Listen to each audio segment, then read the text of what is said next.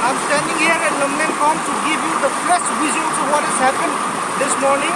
Due to heavy rainfall last night, the mudslide has once again occurred. This is the repeated mudslide area where since last year we have been giving this in social media. And behind me you can just see a Bolero pickup, a passenger Bolero pickup has got stuck, and then there is no ways and means to take this out now. So it is my humble request to the government of Manipur.